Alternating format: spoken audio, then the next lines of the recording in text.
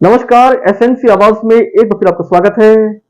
सिंगरौली जिले के बैढ़न के जिलानी मोहल्ले में जो सनसनीखेज हत्या हुई थी और उसमें एक जो घायल थी दीक्षा, जिसका अभी भी इलाज चल रहा है। इस मामले पर पूरे सिंगरौली जिले के लोग नजर रखे हुए थे और आखिरकार आज पुलिस ने इसका खुलासा किया। जो एसपी ऑफिस है, यहाँ पर आईजी ने पत्रकार वार्ता करके इस घटना से जुड़े हुए आरोपियों के बारे में जानकारी दी और इस घटना के पीछे क्या उद्देश्य था ये भी उन्होंने जानकारी दिया। वैसे तो उस घटना को हम तफसील से अब आपको नहीं बताएंगे कि किस तरह से घटना हुई थी। क्षेत्र के प्रतिष्ठित व्यापारी सुरेश जायसवाल के घर में ये आरोपी जो अनआइडेंटिफाई थे, जो कैमरे में कुछ दिखाई दे रहे थे, जिसके आधार पर पुलिस इस सुराग तक पहुंची है। उनके द्वारा घर में घुसकर एक तांडव मचाया गया और अंजू जायसवाल को जान से मार दिया गया और उसके साथ साथ उनकी बेटी दीक्षा बुरी तरह से घायल हो गई थी। इसको लेकर काफी आक्रोश था और हर किसी की नजर पुलिस पर थी कि उनकी इन्वेस्टिगेशन किस तरफ चल रही है और क्या वाकई में इसका खुलासा हो पाएगा। खुलासा तो निश्चित होना था, लेकिन यह था कि क्या यह शीघ्र हो पाएगा। पुलिस के द्वारा इस पूरे मामले का खुलासा किया गया है और इसका मास्टरमाइंड के बारे में जो जानकारी दी गई है वो है सुशील उर्फ बबलू जायसवाल। ये कहा जाता है कि उसके ऊपर 27 लाख के आसपास का कर्ज था और उसने अपने साथी दिनेश रजक उर्फ गोलू के साथ मिलकर ये सारी योजना बनाई। तो इसमें 4 आरोपी पकड़े गए हैं। ये सारी जानकारी तफसील से आईजी रीवा ने दिया है। तो पत्रकार वार्ता में उन्होंने क्या कहा ये तो आप सुनिए। तो जिस तरीके से इसमें जो आरोपी पकड़े गए हैं वो हैं सुशील उर्फ बबलू, दिनेश रजक, दिनेश जायसवाल, रविकांत मौर्य और 2 आरोपी जो अभी पकड़ से बाहर हैं वो हैं अतुल और विशाल।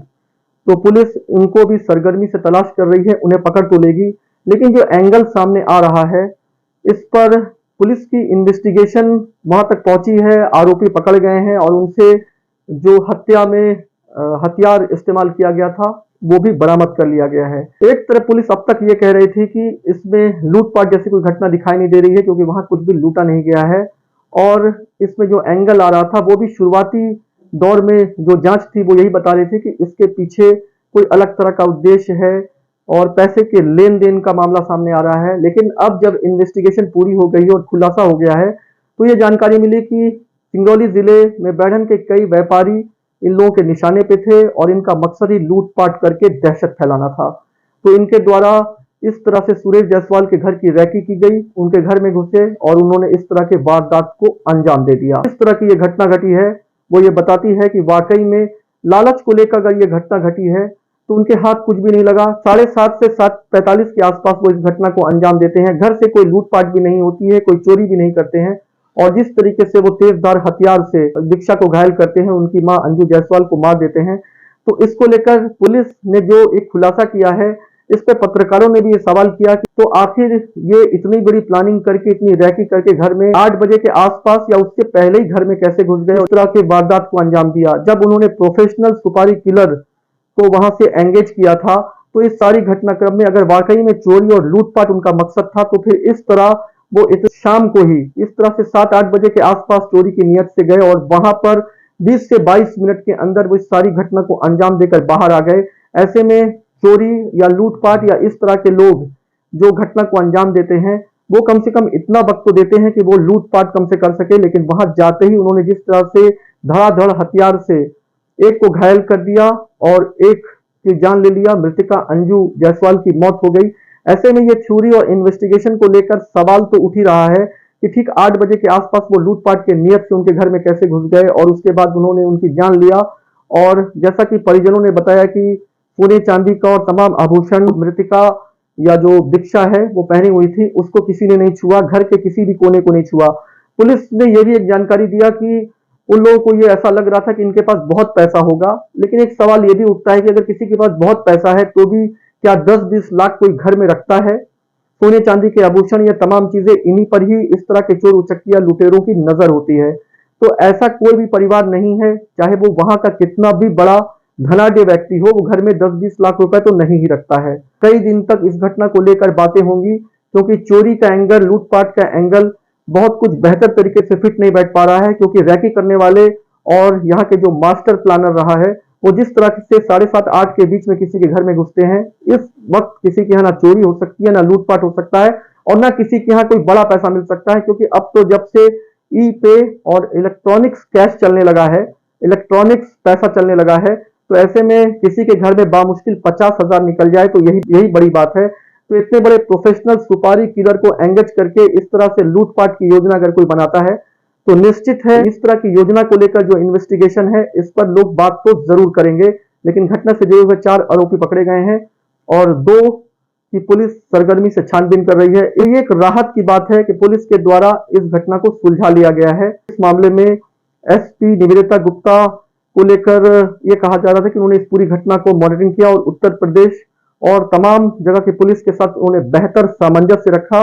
और आज पत्रकार वार्ता में additional SP Shiv Kumar Verma, CSP PS Paraste और बैढ़न टीआई सुदेश तिवारी और इसके साथ साथ दूसरे थानों के टीआई भी इस मौके पर मौजूद रहे। की हत्या कर दी है, मतलब उनपे और उनकी बिटिया दीक्षा जायसवाल, ये दोनों जब घर में मौजूद थी तो ये लोग घुसे हैं और घुसने के पश्चात इनके साथ उनकी जिद्दोजहद हुई और उस लड़की के गले में चाकू का वार था और सिर पे जो है वो हार्ड एंड ब्लंट ऑब्जेक्ट से मारा गया था। वैसे ही महिला जो थी, जो जिनकी असामयिक मृत्यु हुई, उनकी हत्या जो है, जो बर्नर होता है उसका गैस का, उसको उससे करना संभव प्रतीत उस समय ऐसा लग रहा था कि उससे किया गया। इस संबंध में जब इन्वेस्टिगेशन की टीम्स बनाई गई और हमारी चूंकि एसपी अभी आई हैं, अभी ज्वाइन ही किया उन्होंने, और यहाँ जो पुरानी टीम थी उसने और हमारे डीआईजी साहब भी यहाँ आ गए थे, 2 दिन उन्होंने यहीं कैंप किया, तो हमने तत्काल उनको यहाँ भेजा था और उसके पश्चात इन सब लोगों ने, इस टीम ने मिलकर जिस तत्परता से इस वारदात को अंजाम देने वाले लोगों जो इन्वेस्टिगेशन किया है, जो विवेचना की है, वो वास्तव में बहुत ही शानदार विवेचना का एक नमूना है। क्योंकि पुलिस का काम निश्चित रूप से वारदात को उजागर करना है।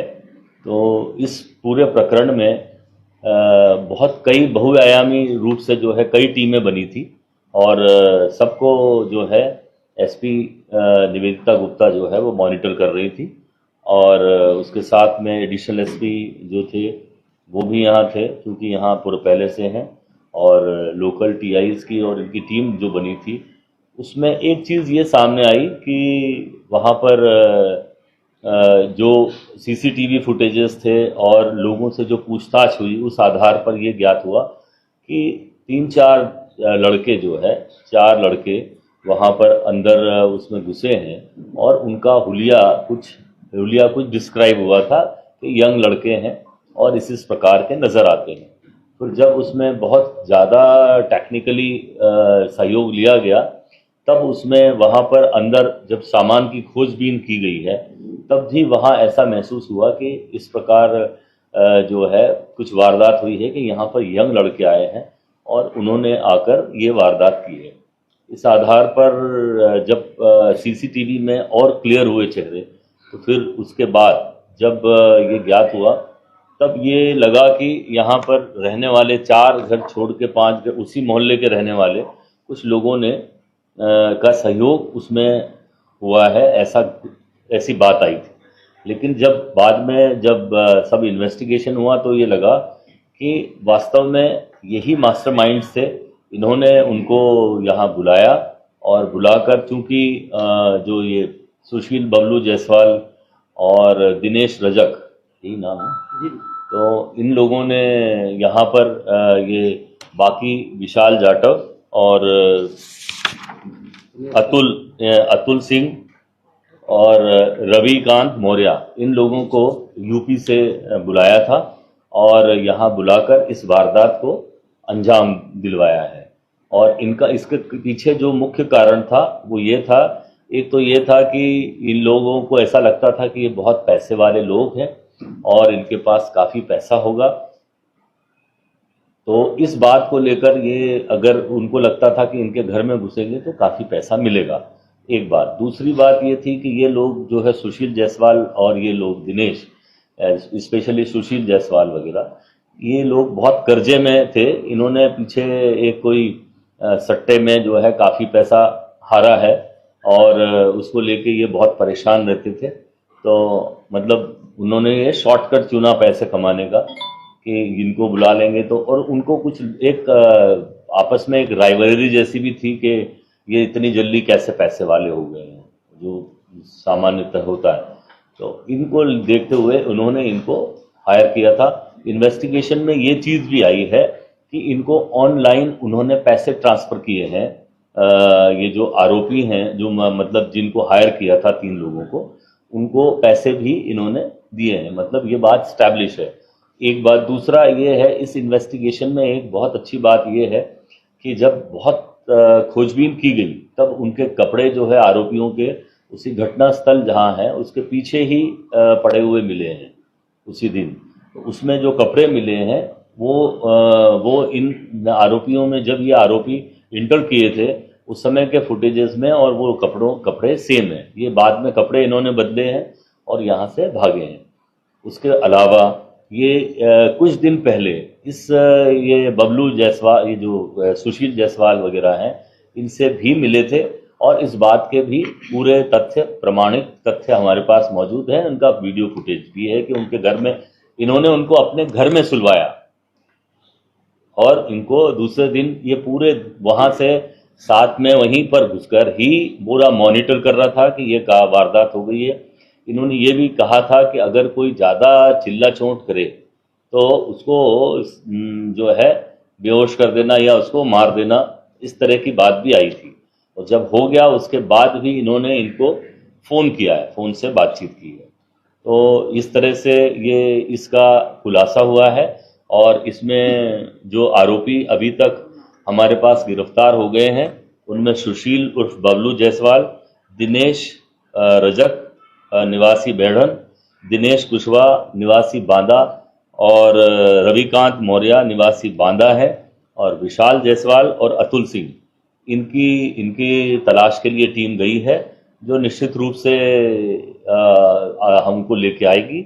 और ये सभी के सभी आरोपी गिरफ्तार हो गए हैं। इन्होंने जिस हथियार का प्रयोग किया था वो हथियार भी इनसे जब्त हो गए हैं और बाकी जो इक्विपमेंट्स थे वो भी जब्त हो गए हैं। तो इस तरह से ये पूरी वारदात को अंजाम जिन्होंने दिया था उनको गिरफ्तार किया है पुलिस ने, और इसमें बहुत ही अच्छा इन्वेस्टिगेशन हुआ है।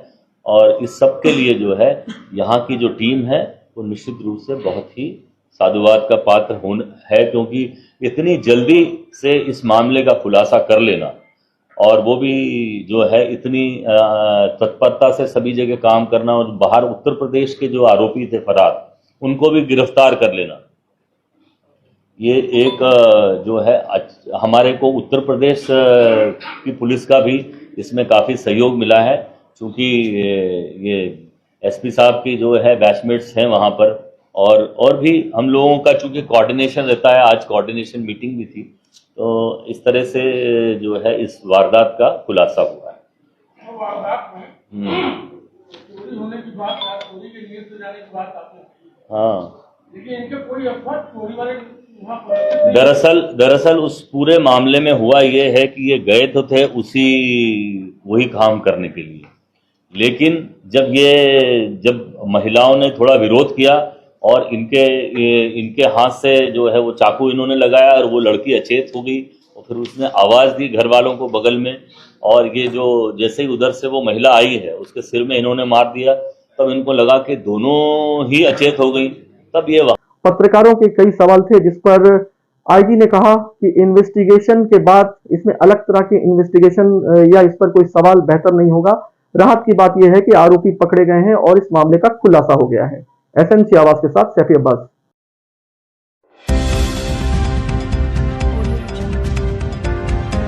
आप देख रहे हैं एसएनसी आवाज, सैफी अब्बास के साथ।